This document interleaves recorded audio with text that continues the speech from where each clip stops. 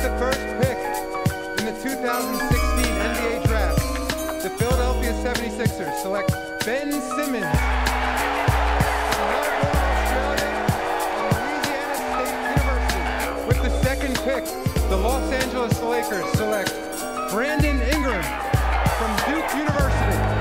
The Boston Celtics select Jaylen Brown from the University of California, Berkeley. Dragan Bender from Croatia. The Minnesota Timberwolves select Chris Dunn. Buddy Hield from Freeport, Bahamas. Jamal Murray from Kitchener, Canada. Marquise Chris.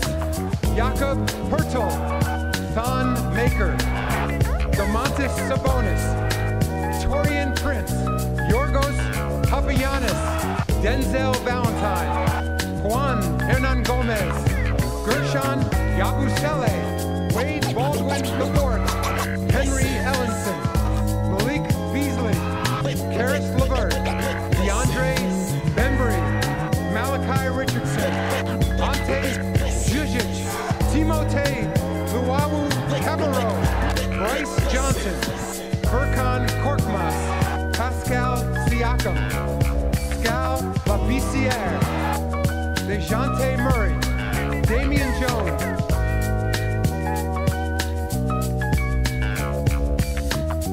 Hello, everybody. Welcome to the draft recap edition of the Prime. The 2016 NBA draft came, it saw, and some teams conquered. I'm Israel Rivera, and I'm bringing you the 2016 edition of the NBA draft recap on Prime Sports World. And when I keep it real on the Prime, I keep it real. We're going to go over winners, losers, potential draft busts, some notable second round picks, and we're going to have a ball. And everybody just, yes. So, it was a good draft, a lot of proud moments, a lot of families proud of their young sons making that next step to the professional level.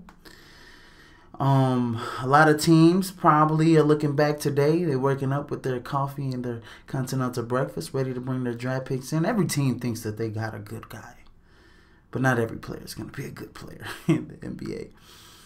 And we see it every Jimmer Fredette, Doug McDermott, Marcus Teague, or whatever the case is. I could go with higher picks, Darko Milicic and so forth, that have been high picks that were Fran Fraschiller's favorite on his draft board or Jay Billis's favorite on his draft board, and they've been bust. So I'm going to probably gauge my interest and my level of thinking on some of these picks.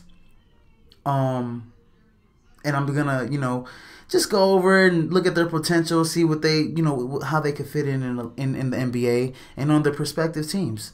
I'm going to go over some draft trades that went down, some big ones, some ones that helped some real teams that can lay some dominoes, maybe something in the makes of Oklahoma City and Kevin Durant. They made a big trade in the NBA draft as well, and I'll get to that in the show as well. But I'm going to go over the first round, and I'm going to go over every pick in the first round. I'm not going to go too much in depth. I'm just going to go one by one, 1 through 30, and then the second round I'll probably go over some notable picks as well. With the first pick, it was a no-brainer. The Philadelphia 76ers said they were going to take Ben Simmons. They publicly said it. And then right after, the Los Angeles Lakers says we're going to take Brandon Ingram if Ben Simmons is gone. So those two were the unanimous 1 and 2. And if Brandon Ingram would have stayed in high school, because he reclassified, he probably would have been the number 1 overall pick next year with Harry Giles and Jason Tatum and a lot of those other guys. Frank Jackson, who's at Duke. Duke's going to be really good this year.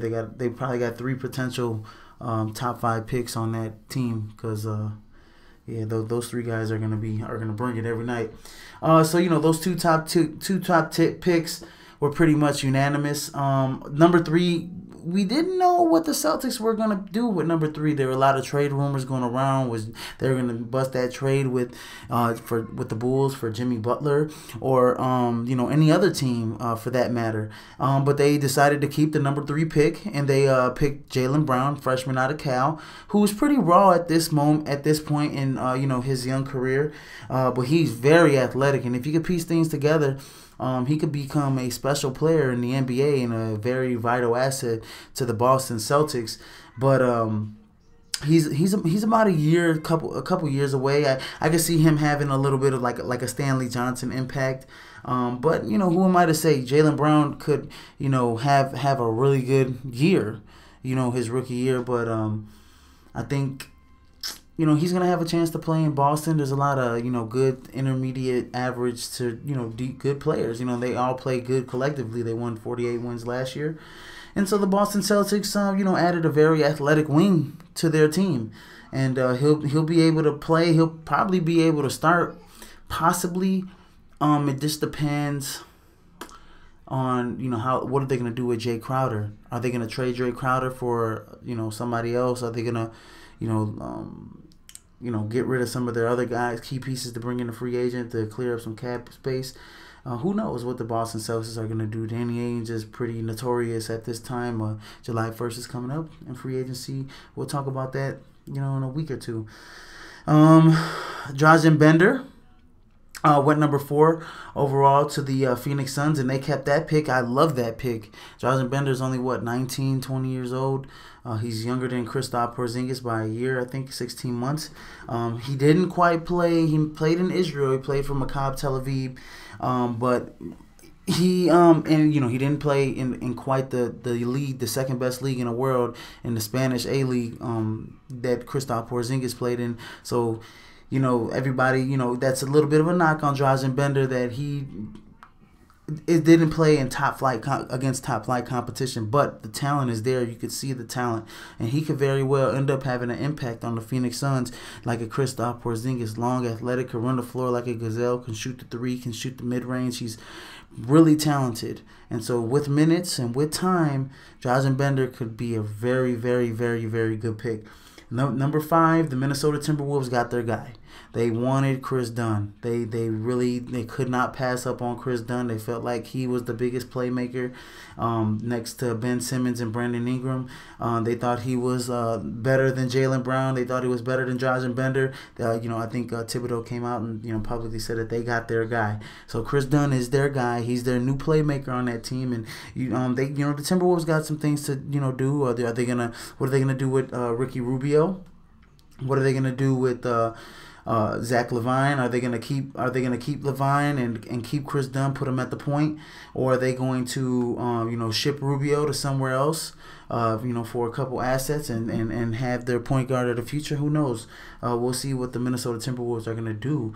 At number 6, the New Orleans Pelicans added one of the best 3-point shooters in the draft, and Buddy Hield. He was a very, very good. He took his team to the Final Four. I mean, he got scrutinized, because he played 4 years in college, and a lot of these guys that stay a couple, 3, 4 years in college, they get scrutinized for it because there's like, oh, that's their ceiling. That's how good they're gonna be, and they haven't even played in the pro level. But Buddy Hield, he got progressively better every single year, and his senior year, he was flat out just top bar none. He was probably the best scorer in the Big 12, in the nation, for that matter. And he's just a lethal 3-point shooter. His release point, his 3-point stroke is lethal. And so the New Orleans Pelicans needed a shooter. They needed shooters. They needed somebody that could stretch the floor at the wing position, and that's what they got. Eric Gordon's probably going to leave. He's not going to probably re-sign with New Orleans Pelicans.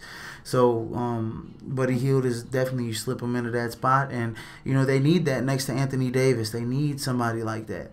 At number 7, the Denver Nuggets got Jamal Murray, the point guard out of Kentucky, another freshman. You can consider him an international player, along with, and same thing goes with Ben Simmons from LSU, and Ben Simmons from Australia, Jamal Murray from Canada. But they both went to play college basketball in the States. And Jamal Murray he averaged 20 points a game at Kentucky, three I think assists and 3 rebounds or something. Like he's a combo guard. He's a scoring. He's a shooting guard. He's got good size, 6'6". He's a point guard / shooting guard. Like I said, he's a combo guard. He's a tweener. And he could play either position, and that's pretty much what the NBA is moving towards, to positionless players all across the board. So Jamal Murray's he's gonna add a small dynamic. I mean, is he gonna change Denver right off the bat? No, but are they building a team in terms of getting outside shoot a good outside? This is where you start.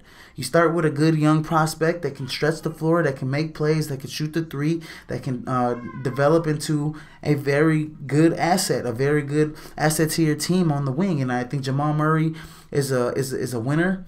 I think he's done good things on the international level, especially at that Nike Hoop Summit where he played, where he was really good for the international team representing Canada.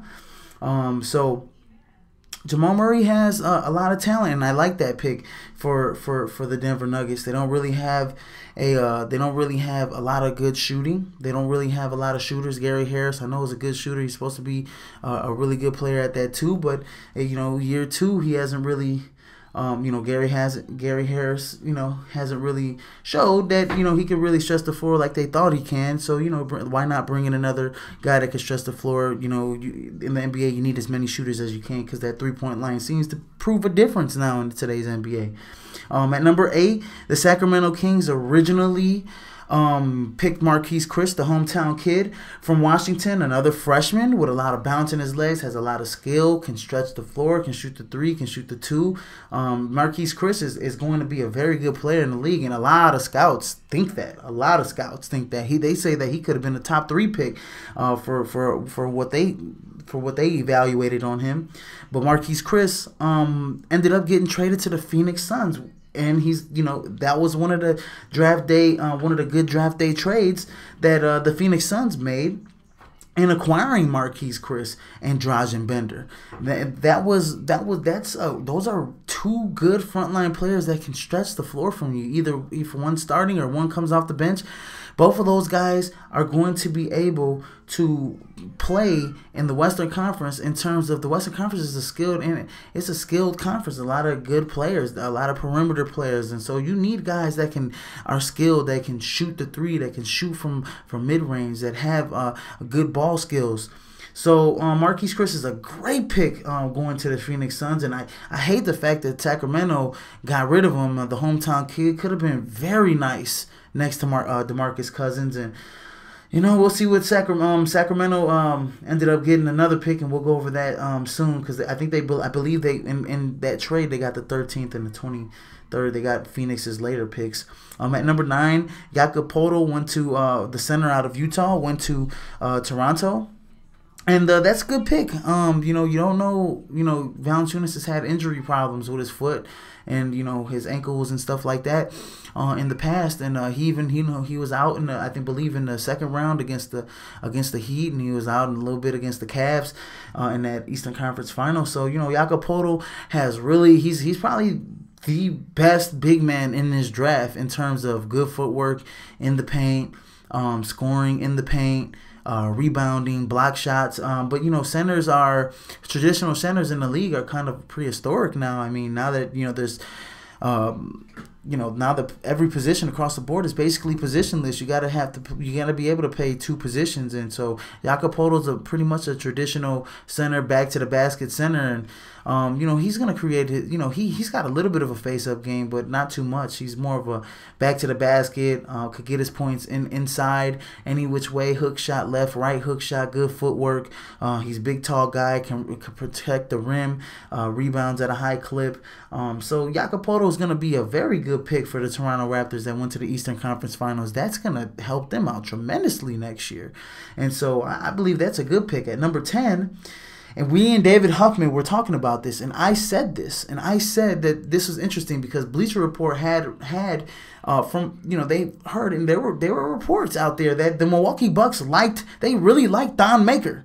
They really liked Don Maker. They were looking at him as like another Greek freak, like this mysterious player that has all the physical tools and all the intangibles to become a really good player in the NBA. They rolled the dice on Giannis Antetokounmpo, the Greek freak, and he answered the bill. He came in his rookie year. You saw that he had some fight in him. He had skill in him. 6'11", can handle the point handle the block like a point guard. He's sprinting up and down the floor, blocking shots, dunking shots. And, the only thing that Giannis doesn't have is really a jump shot. But it's improved over the last couple of seasons that he's been in the league. And so Milwaukee Bucks saw Thon Maker in that mold of the Greek freak. Now, my sometimes my special co-host and my co-host on the Triangle, David Huffman, definitely disagreed with me on this pick, and he disagreed with me that Thon Maker does not have the potential of the Greek freak. But I'm here to tell everybody that I believe that Thon Maker does have the potential of a Giannis Antetokounmpo, and we don't even know what the potential still is of Giannis Antetokounmpo because he's getting better every single year. That guy the ceiling for Giannis is sky high. It's limitless. The guy he's pretty much a walking triple-double. And when it's all said and done, he could have the same impact of a LeBron James in a game. Block shots, chase down blocks, protect the rim, assist, rebound, score in transition. Giannis is pretty good at his size, length, and everything, athleticism. So Thon Maker can be in his mold. It's going to take a couple years. He's coming out of high school, but it's the same thing. Giannis was playing in the Greek league, and it was like one of the worst Greek leagues. It wasn't even the top league in Greece. And people were like, who is this kid? But this kid was just jumping off tape like crazy to NBA scouts. And when he got into the league, he was the perfect guy. He was perfect. He proved everybody wrong. And so they're hoping that Thon Maker can do that for them. I love that pick for Milwaukee. At number 11, Domas Sabonis, Arvydas Sabonis' son from Gonzaga. I think I consider him the second best big man next to Jakob Poeltl. And he's an international guy. So is Jakob Poeltl. Poeltl is an international guy, and Thon Maker. You can consider all those guys international guys, even though they played basketball in the States. Except for Thon Maker, who came out of high school in Canada. So Domantas Sabonis, he got picked by the Magic and then got traded to the Oklahoma City Thunder, which was one of that big trade that involved Domantas Sabonis, Victor Oladipo, and Serge Ibaka got traded back to the Orlando Magic. So, the Oklahoma City Thunder definitely got better with Domantas Sabonis. Domantas Sabonis, you're gonna pair him next to Steven Adams, and he's gonna be, Steven Adams and Enes Kanter, and he's gonna be good. I mean, Serge Ibaka really didn't show up in that Western Conference Finals. So, you look at what they really need, and what they really need is they needed another wing player to play next to Kevin Durant possibly and Russell Westbrook, and they got that in Victor Oladipo. And then they got Domantas Sabonis, who was the second best big man in my opinion in this draft in terms of numbers, in terms of college production. He is very fleet of foot. He can finish with either hand. He's a big guy. He's got all types of skills. He's got a good face-up game. He can knock down a mid-range shot. Domantas Sabonis is a good prospect. His dad, he comes from, the fruit doesn't fall very far from the tree. Arvydas Sabonis at one point was the number one player in the world before, coming to the NBA. I mean, he was a 31-year-old rookie. He only played like 9 years or 7 to 9 years in the NBA, if I'm not mistaken. His dad did, because he played, most of his professional basketball career overseas. But at one point, he was considered the number one prospect in the world. And so he comes from that type of, pedigree. And Domantas Sabonis is going to be a good player, I think, and a good role player, at least in this league, just like his dad was. Unfortunately, we didn't get to see his dad early on, in his career. But you know, from what I've heard, stories of what I heard, I've heard that he dominated, you know, Ralph Sampson, and I've heard he, you know, dominated some of the NBA's, you know, best bigs, you know, in history. You know, a couple of those guys overseas when they played his teams internationally. So yeah, Arvydas Sabonis, you know, Domantas Sabonis comes from very good pedigree on, you know, in terms of his father. At number 12, the Utah Jazz going to get Taurean Prince. Now, they're just basically saying, hey, we need to back up. We don't know what Dante Exum's going to be like coming back off the injury. So we need another playmaker, another defender, another long guy on the wing. And that's what that comes down to with Taurean Prince. He's a good defender. He's a very smart team defender. He's long. He's athletic. He can, you know, shoot it a little bit. He can do a little bit of everything. And that's what they need, a backup to Gordon Hayward. They didn't really have that. They have Rodney Hood, who solidified the shooting guard position next to Gordon Hayward. So, really, you're just looking to, you know, improve that Utah Jazz team who just missed the playoffs last year. Basically on the last couple nights of the league, of the season. So, the Utah Jazz definitely... you know, got a good pick in terms of Taurean Prince. At number 13, the Phoenix Suns picked Georgios Papagiannis from Greece, and from what I heard, he's a big center. From what I heard, he's you know, he's a mystery man in a way, and so you're pretty much, if you're the Sacramento Kings, because you basically traded Marquise Chris for this guy, and you know, and just to get multiple picks in the first round. So, you know, yeah, because they could in the trade they got the 28th pick, and they got the 13th pick. Sacramento did. So Phoenix was basically picking for them, and Phoenix basically you know, they picked Georgie Papagiannis, and Sacramento's getting a tall, you know, center that's gonna run. I think his ceiling is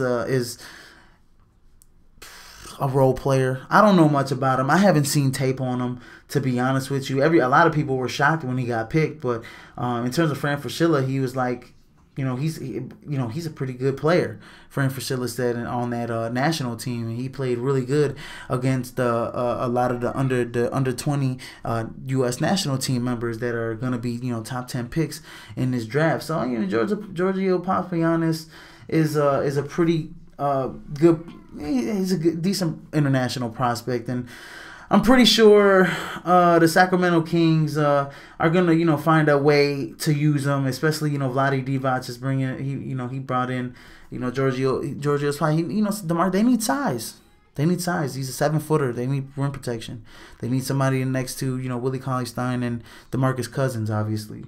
So that was the gist on that pick, and I feel like Sacramento could have got, you know, a better player, a better prospect at that pick than that. But that's I'm gonna talk about that later. Number 14, the Chicago Bulls got Denzel Valentine. I predicted that. When I made the mock draft, I did not have Denzel Valentine going to the Bulls because they didn't trade Derrick Rose at that moment. I mean, before the podcast, before when I said that Denzel Valentine was going to the Bulls, that was when they had Derrick Rose. But when I made the mock draft, they had got rid of Derrick Rose. So that was post-trade Derrick Rose. So I thought that they needed a point guard.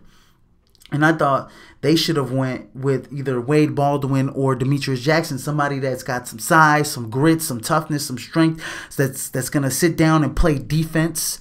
That's gonna play defense and bring energy to that position every night. And I felt like that's what they needed in this draft. I felt like they should have went with Wade Baldwin. I really felt like they should have went with Wade Baldwin, but I like Denzel Valentine, and I feel like that's a good pick for them. The Bulls are basically saying that we're gonna give the keys to Jose Calderon or Jaren Grant, for that matter. But to be honest with you, in Fred Hoiberg's system, he really didn't have a true point guard. Fred Hoiberg really did not have a true point guard. So you're looking at Jimmy Butler, a lineup that probably can start like this: Jimmy Butler, Denzel Valentine, Mike Dunleavy or Doug McDermott, Nico Mirotic, and Bobby Portis, or not Bobby Portis, or Bobby Portis and Robin Lopez, and have Nico come off the bench with Cristiano Felicio. But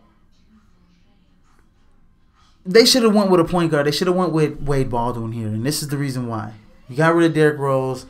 Denzel Valentine is a playmaker. I love Denzel Valentine, but coming into the league, there's already chatters about him having knee problems already. He had surgery in high school on his knee, and then when they did a scope, he had similar knees to a Brandon Roy.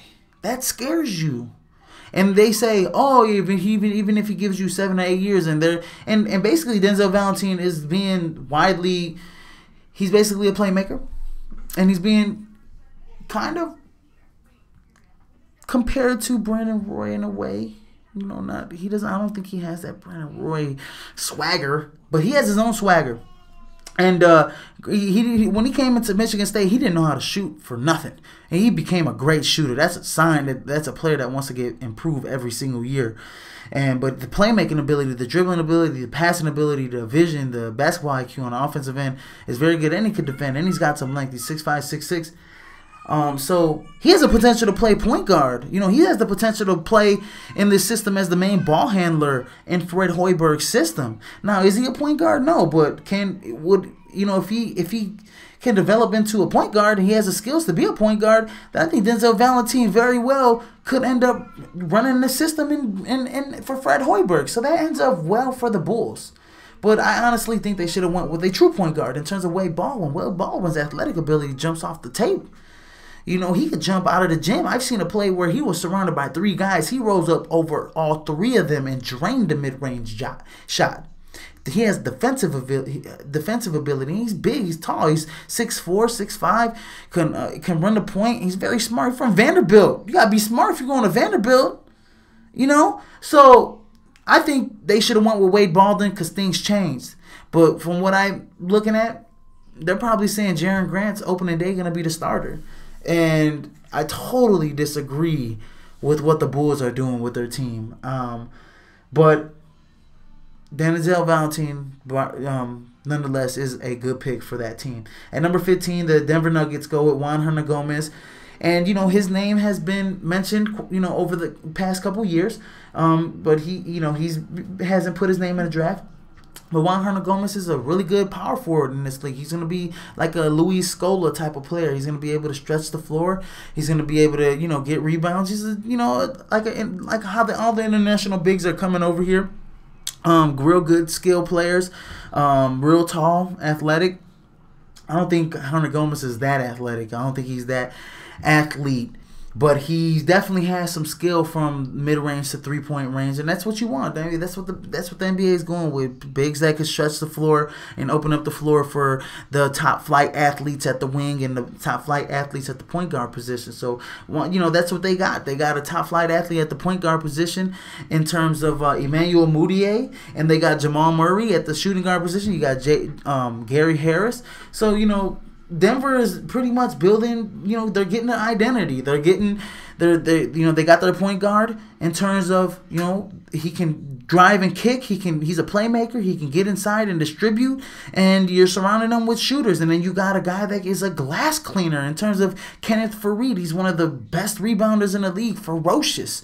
So, that's a good pick, I think, for the Denver Nuggets. And I think in terms of time, they're about a couple players away from, and Denver's not a top flight city. It's not a city where you're gonna get a big name in free agency. So you gotta build your team through the draft. You have to. That's what you gotta do if you're the Denver Nuggets. And if once you build a foundation and make a playoff appearance and certain free agents come out in their free agent class that's coming up, and they see that the Denver Nuggets are making improvement, and that team looks like it's gonna have a chance in the Western Conference, then you'll start getting, big name free agents, But Denver was never a free agent destination to begin with. They always have to build their team in a draft or trades. At number 16, the Boston Celtics selected Gershon Yabusele from France, and I talked about Gershon Yabusele I saw some tape on him. I saw some tape on all the French guys and all the French international prospects. And he actually went before Timothée Luawe Cabarro. He actually went before him, and I was shocked. But I thought about it, and I was like, well, I'm not shocked because Timothée is a 3-and-D guy, but this guy Gershon Yabusele, he's 6'8", 6'9", but he's very athletic. He got long arms, and he could shoot the three. So that's, he's got size, he's got athleticism, he's got skill, and he could be a good asset to the Boston Celtics. So I definitely like the Gershon Yabusele. A lot of people don't like it just because of the 3 picks that the Boston Celtics did pick, and I'll get to that after I recap this first round and the second round. And yeah, I like Gershon Yabusele. He's going to be a good player. I think he's going to be a good role player, and I think that's what the Boston Celtics need. They're trying to get bigs that can stretch the floor, like Jared Sellinger and like forget the kid's name. The kid from Gonzaga. Can't remember his name now.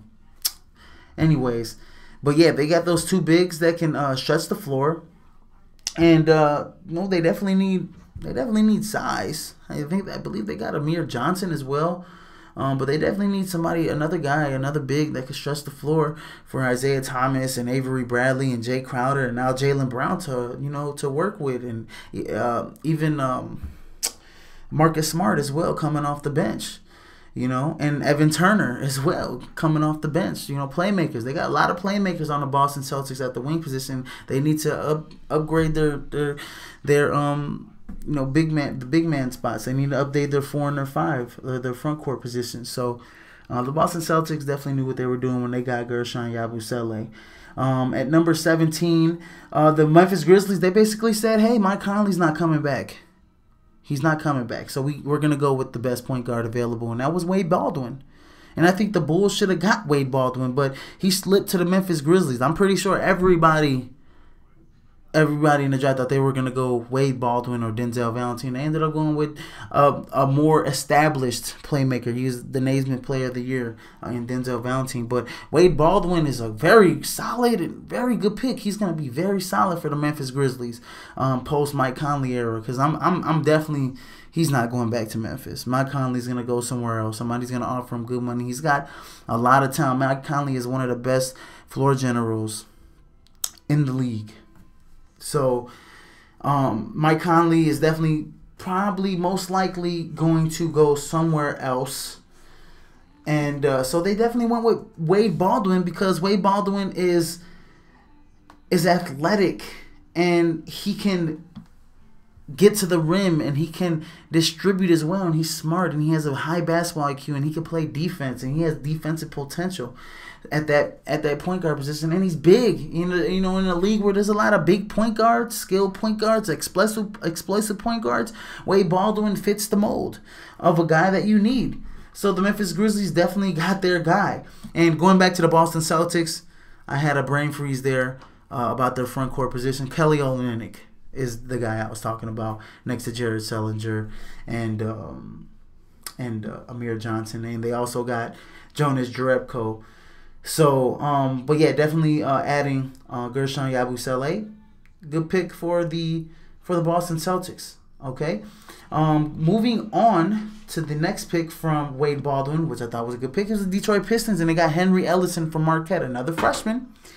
And Henry Ellison basically is your prototypical stretch 4.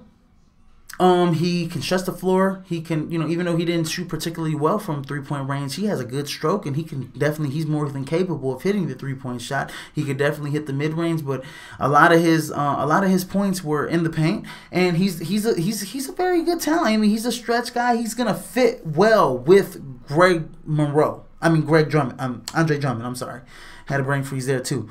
Him and Andre Drummond, even though Andre Drummond gets all the rebounds and all the block shots, this he can rebound at a high clip as well. So Henry Ellison is a very good pick for the Detroit Pistons, who made the playoffs this past season.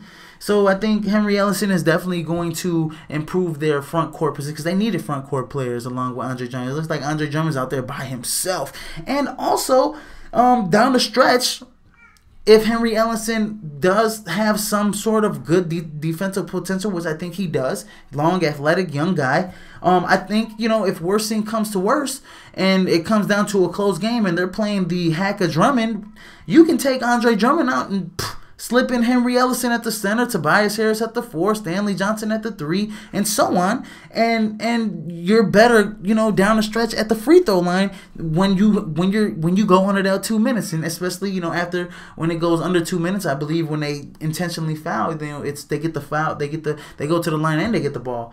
So Henry Ellison is very skilled for a big man. So there's a lot of potential in that pick as well. But he fits in. The big thing is that he fits in next to Andre Drummond. At number 19, the Denver Nuggets, they're starting to create an identity. Malik Beasley with the 19th pick was one of the best picks in the draft. And I have to say this because Malik Beasley can stuff it. He can stuff it in points, rebounds, steals, assists. He'll do anything for you. Malik Beasley is a really good shooter. Great stroke from the three-point range. Malik Beasley is going to be a really good shooting guard. So the Denver Nuggets are starting to get shooters.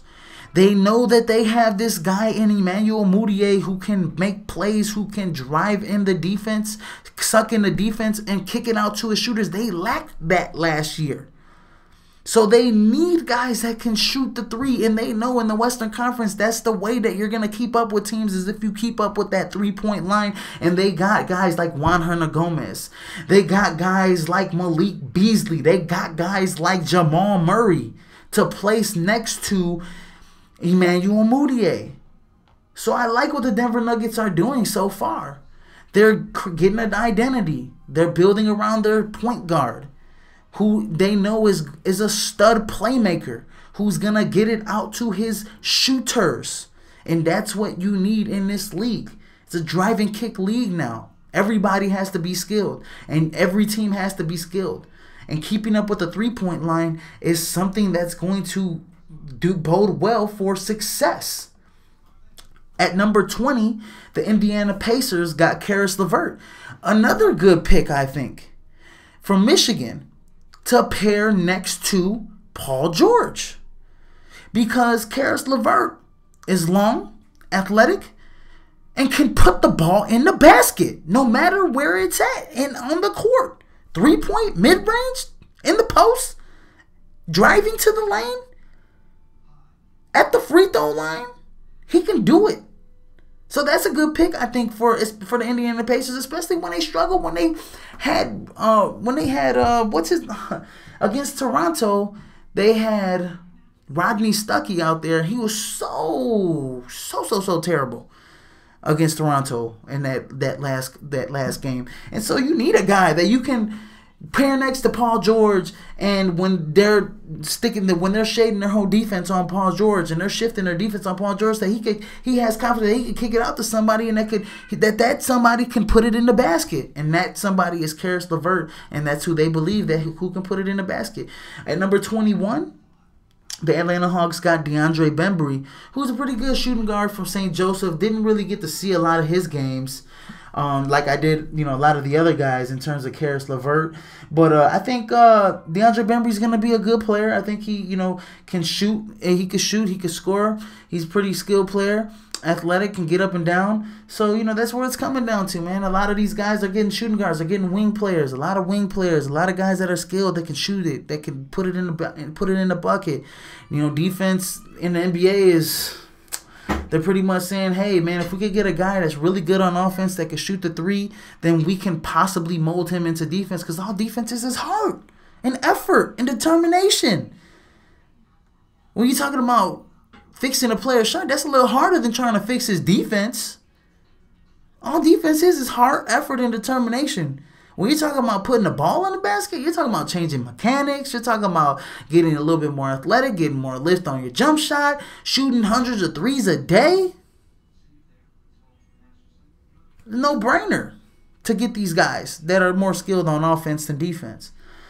At number 22, the Charlotte Hornets going to get Malachi Richardson to address their shooting needs at shooting guard because they needed somebody that can fill it up, and it's just the same thing as DeAndre Bembry. They're going to get these guys that are skilled, that can put the ball in the basket, that can shoot, that can keep up with the 3-point line. It's like keeping up with the Joneses in the NBA. You know, they're shooting hard. They're shooting hard at that 3-point line. They're making them. So, you know, the 3-point line, you know, if you could get a 3 over a 2 and on a possession, that's better. That's good. That's great. That's good. That's upping your average points per game by like at least 10 to 15 points.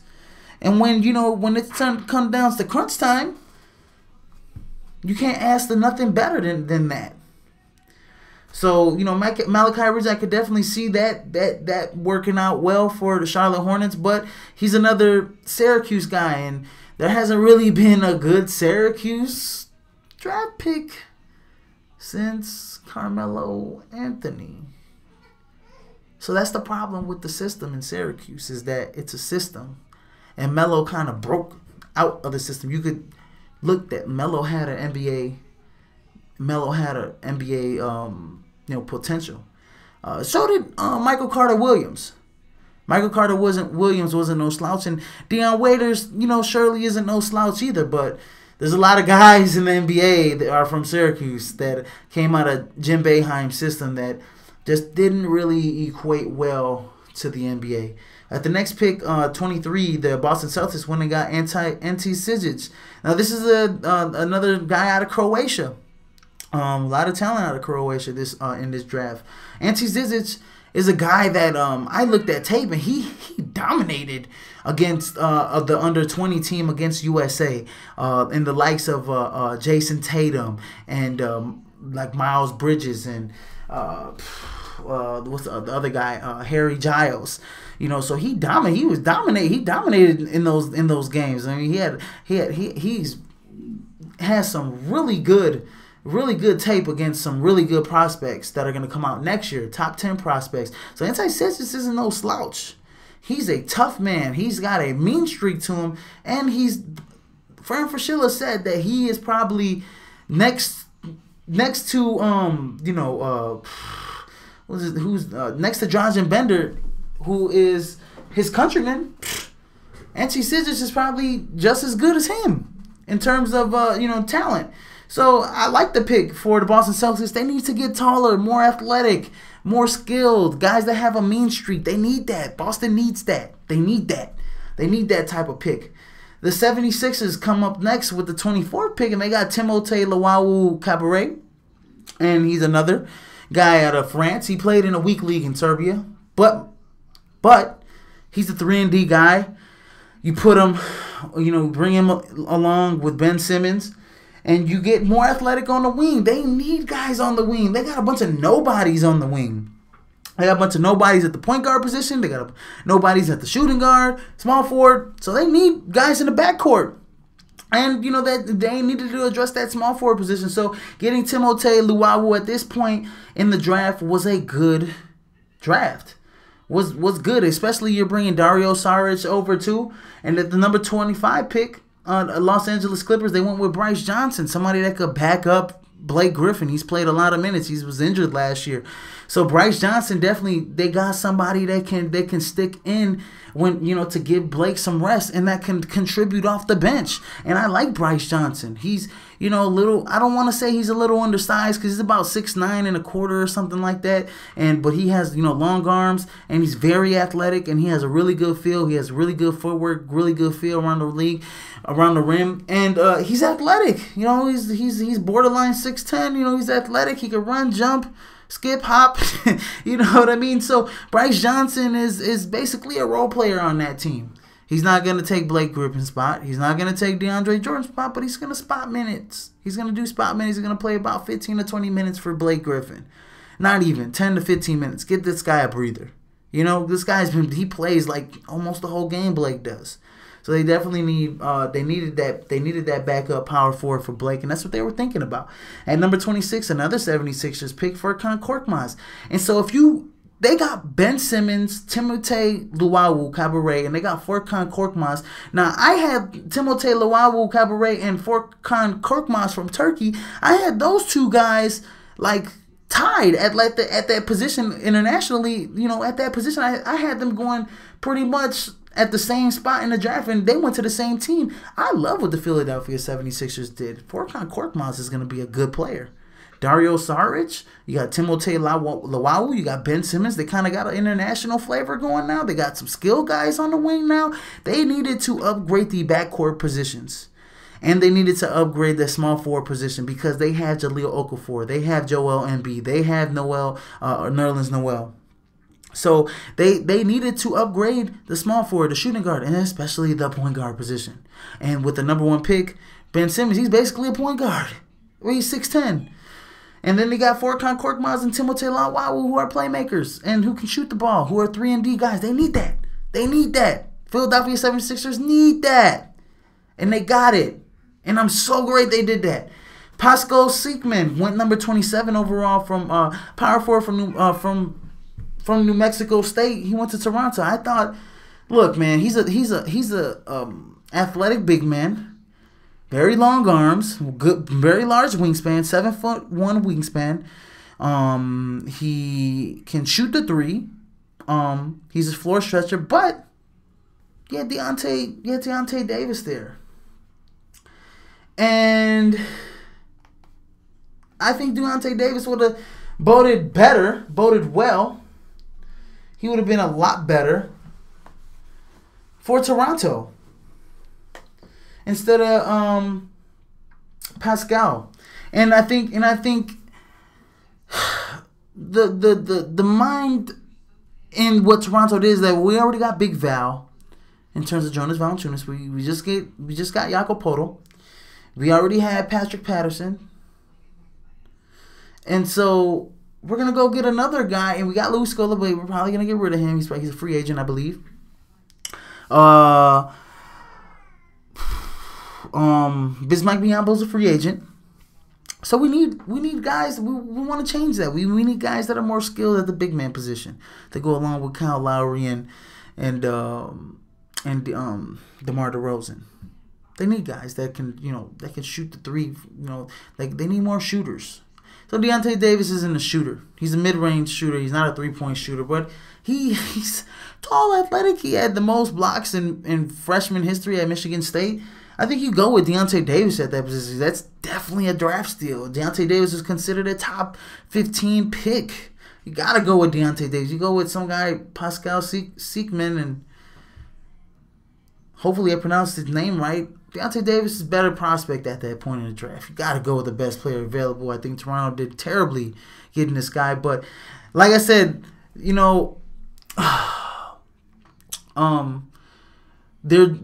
president of basketball, Majiri, I believe his name is. He likes international players, so that's what he goes and gets. He likes the international flavor, and I could see him going to get more. He went with 2 international guys here. Pascal Siakam he's not from the United States. He's from Africa, and so was Jakob Poeltl. Jakob Poeltl's and he's another international player that played in the States. So,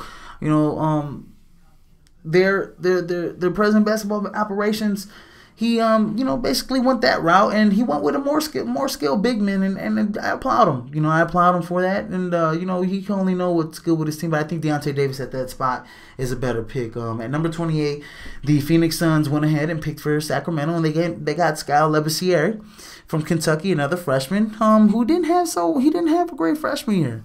If he would have stayed in college another year, he probably would have been on the bench because the freshman class that John Calipari had coming up this year was really good as well. He would have been probably on the bench. So Kyle Labissiere, he entered his name in the rest. He eventually became a first-round pick, and he didn't think he was going to be a late first-round pick, but nonetheless, he got picked, and he got traded to the Sacramento Kings, and he got traded in that trade to for Jajan Bender and Marquise Chris, and Georgios Papagiannis went to the Kings, and so the Kings could get multiple picks. Georgios Papagiannis and Scott Labissiere, went to the Sacramento Kings, and I like Scott Labissiere a lot better than Georgios Papagiannis because I actually got to see Scott Labissiere, and he's tall, athletic, skilled big man. Was one of the number one high school prospects, probably the number one. I think the number one in his position last year coming out of high school. So you got a really good talent, potential in Scott Labissiere. You can only hope that Scott Labissiere and another Kentucky player, next to Willie Cauley-Stein and and DeMarcus Cousins, trio of Kentucky players in the front court. And so you need guys next to DeMarcus Cousins. I've been saying that. You need guys next to DeMarcus Cousins. Scott Labissiere actually will work well next to DeMarcus Cousins. Not quite as skilled as Marquise Chris is, but nonetheless, Scott Labissiere, I think, will end up becoming better than what everybody is thinking that he's going to be. He's only like 19. He's young. So the Pride of Haiti, shout out to Haiti. Pride of Haiti went to the Sacramento Kings. I think he's got a lot of good potential. At number 29, love this pick. Now, when I was evaluating the Bulls, I said, hey, these are the three guys I would love for the Bulls to get at post Derrick Rose. Okay? Demetrius Jackson, Wade Baldwin, DeJounte Murray from Washington went to the San Antonio Spurs, and they knew what they were doing with this tall guard, long arms, can flat out shoot it, can flat out score, is flat out athletic, and that's what the San Antonio Spurs needed to get. He ain't gonna play. He's not gonna play. Come on, let's be serious, Greg. Pop is not gonna play this kid. He's like, you're gonna ride the pine, son. You're gonna watch these guys. He's gonna play spot minutes here and there, but they needed somebody that is going to go next to Kawhi Leonard, and they need somebody that's gonna take the reins from Tony Parker, because Kyle Anderson is gonna eventually ease his way into the starting lineup as soon as like Tim Duncan and Manu and Tony Parker and Boris Diaw start leaving. All those young guys that the Spurs have been getting, they've been keeping on their bench, especially when they got DeJounte Murray and they got Kyle Anderson a year or two ago. Those young guys, they're going to start molding in. They're sitting on the pine. And when it's time to put them out into the water, they're going to be ready because Greg Popovich is going to prepare. He's the ultimate preparing coach. And DeJounte Murray is an excellent pick at number 29. Excellent pick. They got a steal in DeJounte Murray. I love this pick. Absolutely love it for the San Antonio Spurs. Now, at number 30, the Golden State Warriors went with Damian Jones, Wade Baldwin's running mate. Not technically running mate, he's a center at Vanderbilt. And to be honest with you, come on. Deontay Davis is there. I like Damian Jones. I like him. I've seen him, but I don't think he's got the potential of a Deontay Davis. I don't think he's got the potential of a Diamond Stone. I don't think he's got the potential of a AJ Hammonds. And see, those are three guys that I named. Deontay Davis, young pup. I don't know why he slipped. Do not know why he slipped. Some scouts were just like, I don't think he's going to be. They thought he was going to be more Amir Johnson than Marcus Camby or something like that. I do not know. But Deontay Davis slipped to the second round. And so the Boston Celtics picked him up and they traded him to Memphis Grizzlies. Again, Boston Celtics didn't really have that great of a draft to me. But nonetheless, at that last pick for the Golden State Warriors, they went and got bigger, more athletic, a guy that can run up and down the court that's, basically somebody that's better than Festus Ezeli. Another Vanderbilt guy. Festus Ezeli's from Vanderbilt. But when you got Deontay Davis there, when you have Diamond Stone there, when you have AJ Hammonds there, I think you go and get some of those guys. Even Cheick Diallo. Cheick Diallo was there from Kansas. He was one of the top prospects coming out of high school. He went to Kansas. He had the eligibility issues. Finally got to play. Didn't really play that well. But he showed signs that he has a defensive potential and an offensive potential in the NBA. He played well in some spots in games, but it doesn't matter because Steve Kerr would have brought Check Giallo in there or Deontay Davis, and he would have said, "Look, hey, you're gonna sit on the bench. You're gonna watch. You're basically going to watch Andrew Bogut and Festus Ezeli or Draymond Green, and you're potentially gonna come off the bench and you're gonna play for arguably the best team in the Western Conference for years to come. NBA champions from not this past season, but the season before that. 2015 NBA champions. So I think going to get Damian Jones, there was a lot of guys like AJ Hammonds dominated Jones in their matchup. He had like 30 and 20 on the guy. He dominated him. But the only thing about AJ Hammonds is it's not the talent with AJ Hammonds. It's not the talent at all. It's the motor. People question your heart and your motor, your value drops. AJ Hammonds easily should have been a first-round pick. Easily. Rim protector. Has a great offensive game for a big man. One of the best offensive games in this draft for a big man. Can rebound at a high clip. Is a great defender. He easily should have been a top 20 pick in this draft. But on certain games, he doesn't show up to play. He doesn't show up. It's like he has an off and on switch. And whenever he wants to turn it on, you don't do that. You can't do that in the NBA. You always have to have it on. And so a lot of NBA teams scared him of that. But there was definitely, AJ Hammonds would have been a lot better in Golden State than Damian Jones.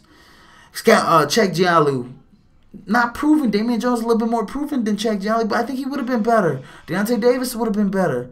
Diamond Stone would have been better. The only thing with Diamond Stone, he doesn't play that great of defense. I mean, he's not a great rebounder, but those are things that you can teach. Blocking out. Getting down in your stance. Blocking shots. You're already 7 foot. You're tall. Come on. It's hard. It's dedication. It's hard work. That's what defense is. It's blood, sweat, and tears. It's not glory all the time. Scoring, putting it in a basket. It's about the nitty and gritty sometimes. And that's what some of these guys are going to learn. Some of these offensive guys, that's what they're going to learn. That, they're going to some of these defensive teams. They're offensively gifted, but they're defensively incompetent. And so, these coaches are going to whip them up. Hey, play in this league, you got to play defense. So, definitely, Damian Jones, he's a great defender. Ain't nothing wrong with that. It's just the other end. You got another Festus Ezeli, in my opinion. And so I think AJ Hammonds would have been better. I think Deontay Davis would have been better. I think Check Giallo would have been better. Or Diamond Stone would have been better picked than Damian Jones. So with that concluded the first round. And I'm not going to go through the whole second round. Okay, I'm just going to go through some notable picks. At number 31, the Celtics picked Deontay Davis, and they traded him to the Memphis Grizzlies. Deontay Davis went to the Grizzlies, probably not going to play that much, but probably will. Who knows with Marc Gasol's foot, Zach Randolph, who knows if Paul Gasol goes there and then he may not even play. But Deontay Davis is going to be, this is one thing, he's going to be athletic, he's going to block shots, he's going to dunk, he's going to rebound. That's his thing in the NBA, and he can shoot the mid-range. He's a 10-and-10 guy. That's what Deontay Davis is. And so the Memphis Grizzlies got a 10-and-10 guy to put next to Marc Gasol, and I think Zach Randolph's fine. He's not going to be there that long. So Deontay Davis has, could fill in next to Marc Gasol. That's a notable pick in here. Check Giallo.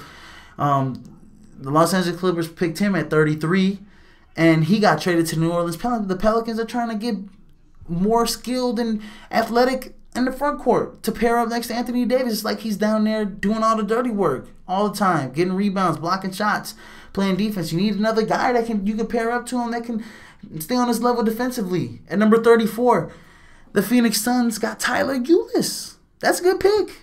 But you already have 2 point guards. You get another backup point guard. You just got rid of a small point guard in his same stature in Isaiah Thomas. So what are you doing going to get Tyler Ulis?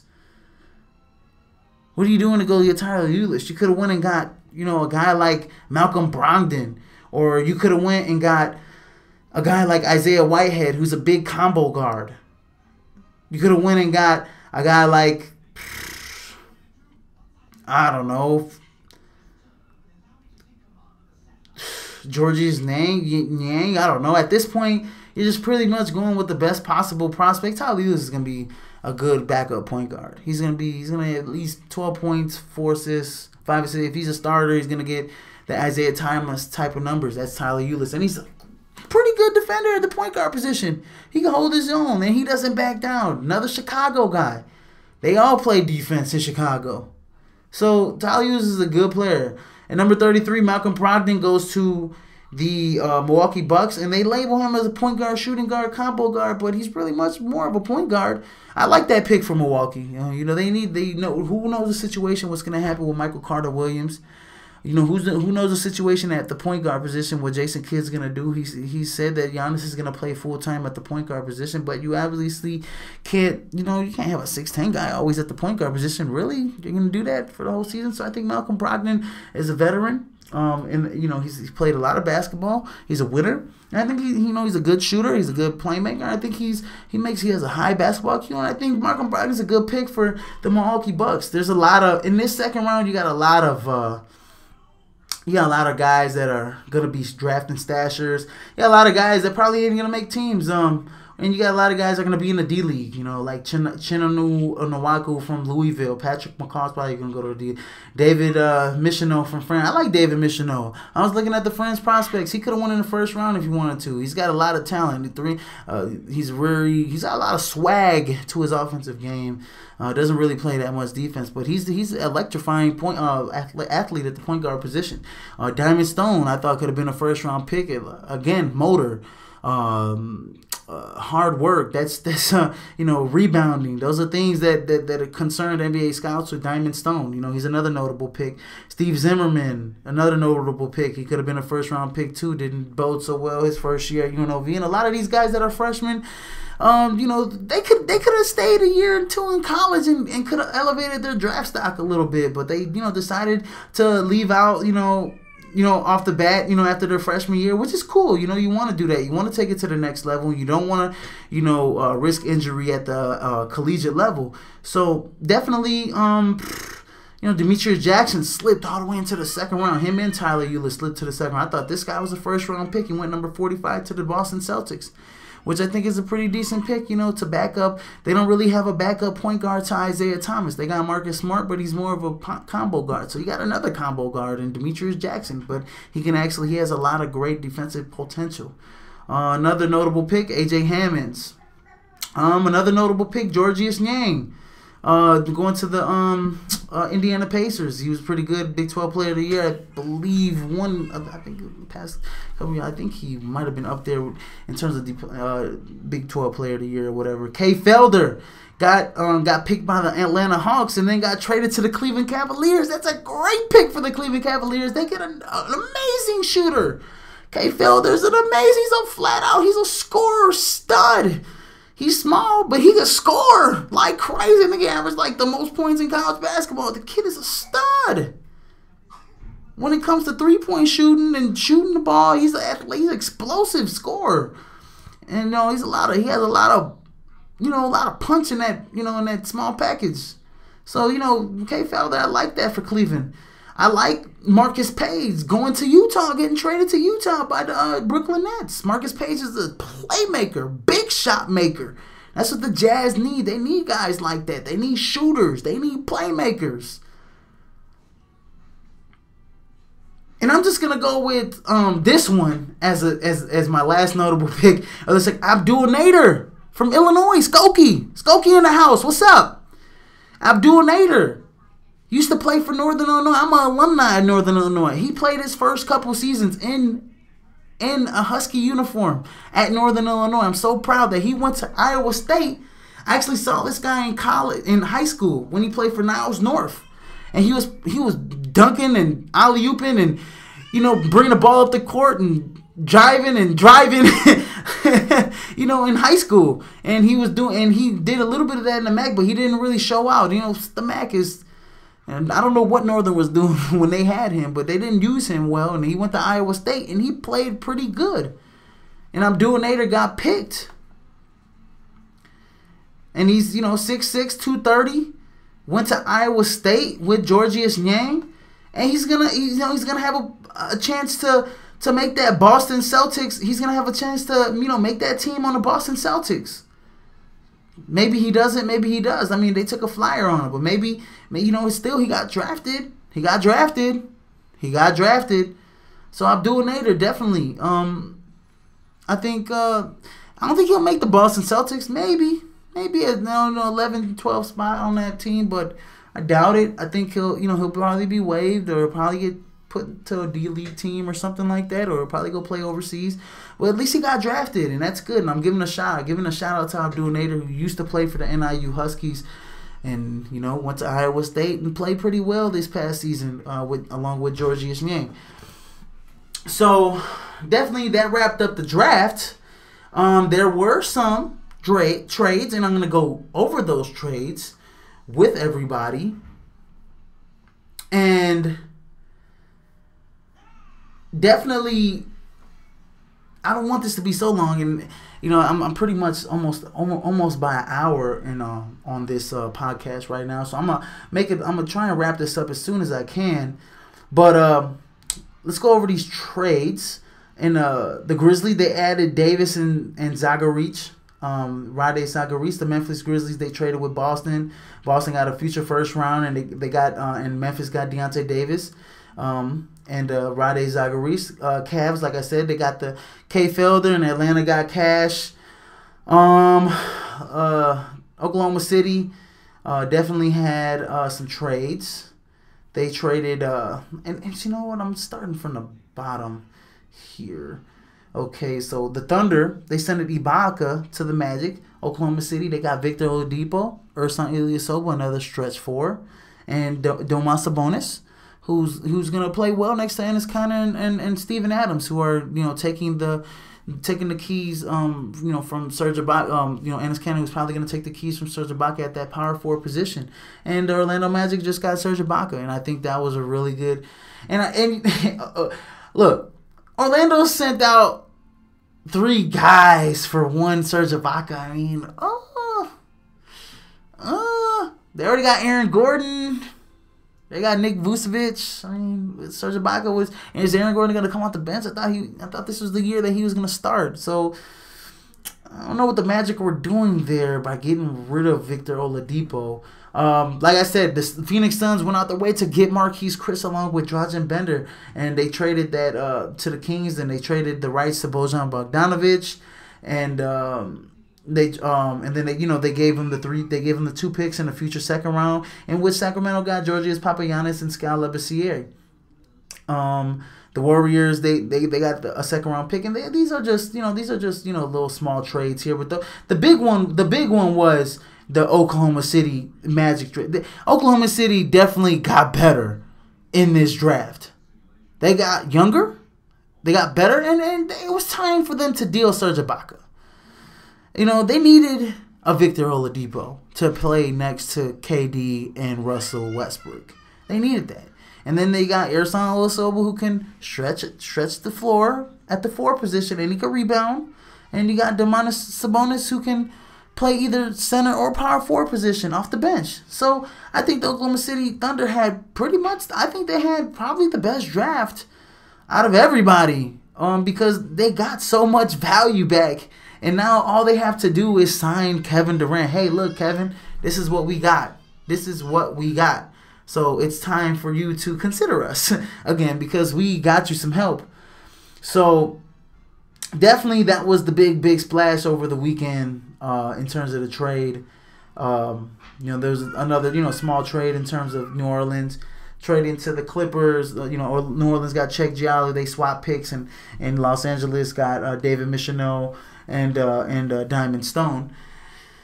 So the Los Angeles Clippers did okay too. They got some front court help, and they got some backup point guard help.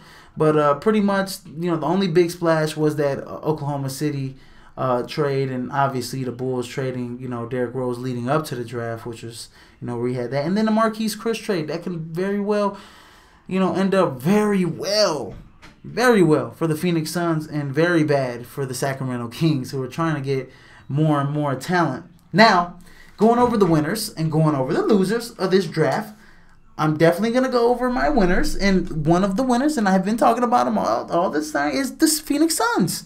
They got two young guys, two young skilled big men, and Drazen Bender and Marquise Chris. Both have jump, both have real good legs, both can shoot it, both have they both had great potential. And I love that. They bolstered their front court, bolstered it, made it a lot better with those two picks. And I think they're winners coming out of this draft.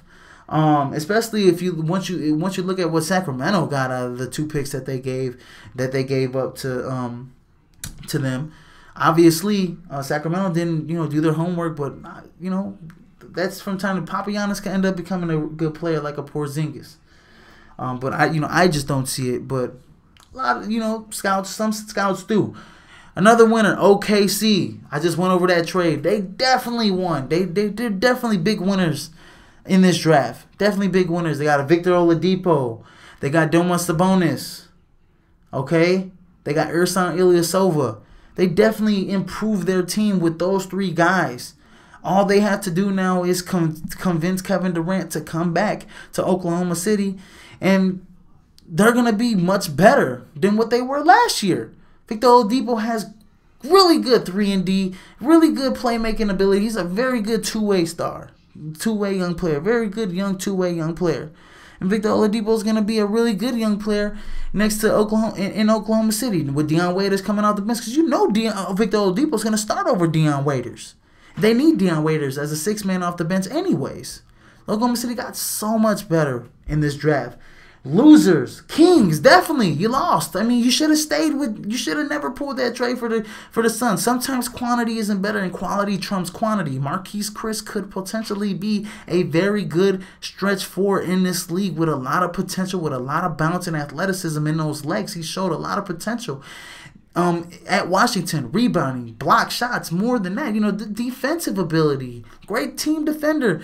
The Sacramento Kings could have used that type of potential. They could have used that. He would have been perfect next to DeMarcus Cousins. Instead, you get Giorgio Papagiannis, you get Bojan Bogdanovic, and you get Skal Labissiere, who I think is going to end up, turning out well for them. But Giorgio Papagiannis at, 13? I thought that was not a good pick. I didn't think that. I don't know enough about him, but I'm thinking that it's not a good pick. And the losers, my next losers is the Boston Celtics. They just did not pick well. The Boston Celtics just did not pick well for me. And saying that because they got in the first round, they had a lot of picks. Okay? Mind you, the Boston Celtics had a lot of picks. They had 8 picks. Okay? First 3 picks, they got Jaylen Brown, which I think is gonna do well for them. But they could have got Jamal Murray. They could have got Chris Dunn, who I think are gonna be right now are gonna be better than Jaylen Brown. Is gonna have he's gonna have take time for him to develop into an NBA really decent NBA player because he's got all the crazy intangibles, all the great skill, athletic ability, but he's raw. And so Jaylen Brown definitely he's a good pick for the Celtics, but they could have got, like I said, a playmaker and Chris Dunn. They could have got Jamal Murray, a shooter, which they needed. They needed one of those guys. Or they could have got Drazen Bender, size with floor stretching ability to go with the whole cast that I named off. Isaiah Thomas and company. So and then they went and got Gershon Yabusele, he was a stretch four. So I understand why they didn't go get Drazen Bender, because there's a lot of stretch fours in this draft especially. And then they got another sizable center in Ante Zizic.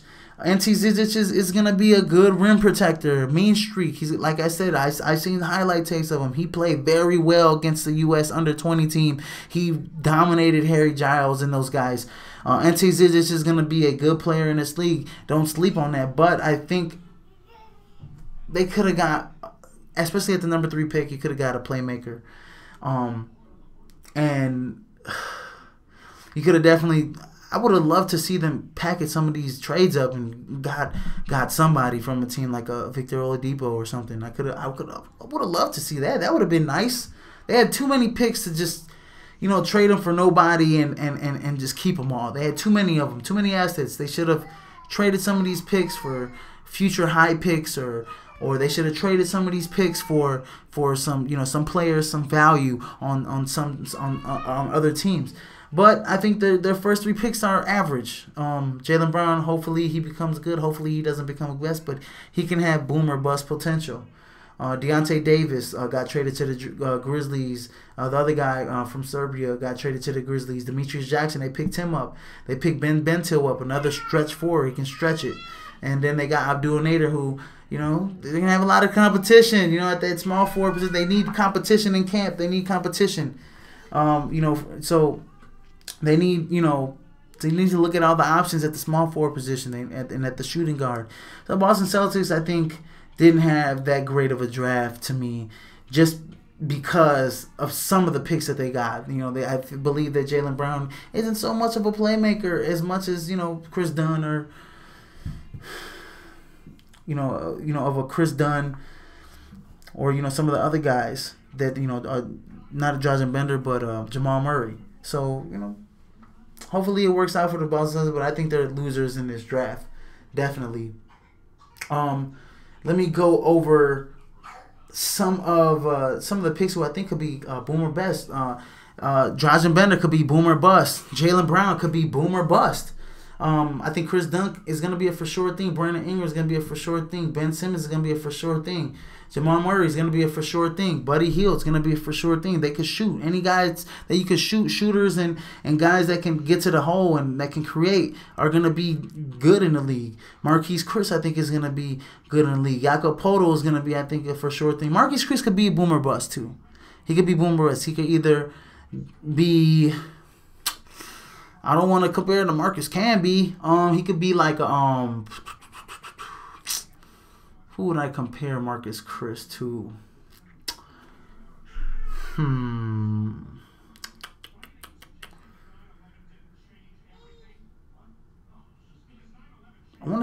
want to compare Marcus Chris to like a Ryan Anderson that's more athletic, or a Troy Murphy that's more athletic. That's what Marcus Chris can end up to. And Troy Murphy averaged a double-double in like 4 seasons. He averaged a double-double 4 times in his career. That's pretty good. When you average a double-double for the season, that's pretty good. So I think Marcus Chris has that type of potential to be better than those guys. But I'm just trying to give that foundation of could either be like a Troy Murphy and a Ryan Anderson type of shooter, but he's more athletic, so the bar gets raised on him because he can do more than those 2 guys. But he has the shooting potential of those guys, which I think is interesting, but it can be draft or boom. He can either be those guys or he could be an Andrew Nicholson. Okay? Thon Maker could be boom or bust. He could very well be boom or bust, Thon Maker. Just because of the fact he's coming out of high school, he didn't go to college. And, you know, there's going to be, you know, if he doesn't come out and doesn't have a good career, some are going to say he should have went to college to refine his game. Why are you going to tell a young kid that? He should have went to college to refine his game. So I think Thon Maker has boom or bust potential. Let's see. And then, you know, you only talk about those guys from 1 to 14 who are lottery picks, boom or bust. Because once you get past that in the first round, it's pretty much you're playing with house money. Whoever you know is picked after the lottery is pretty much, you know, either you're considering him to be a role player or a bench player, but you're not considering him to be a starter. So, with that being said, free agency is around the corner. Starts July 1st. That's the NBA draft recap right there, basically, for Prime Sports World on the Prime. And like I said, once July 1st hits, it's going to be very interesting. A lot of stories, a lot of players going to be moved, and a lot of money going to be thrown out there. And we're going to keep it here on Prime Sports World when that happens. As soon as July 1st happens, as soon as it opens up, there will be a free agency episode of the NBA. And then after, you know, basically all the big free agent games, and then I'm pretty much going to be done with basketball for at least a few months, and then my focus is really gonna focus on the football and other sports. There's a few, boxing and mixed martial arts events that are coming up that are gonna catch my eye.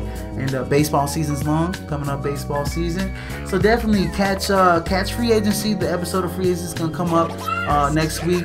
I dedicated this whole episode, this whole show to the draft, because it's the NBA draft, man, and we're still feeling the blues of the season being over, but it's okay because we'll be back to basketball in November. So with that being said, everybody have a nice night.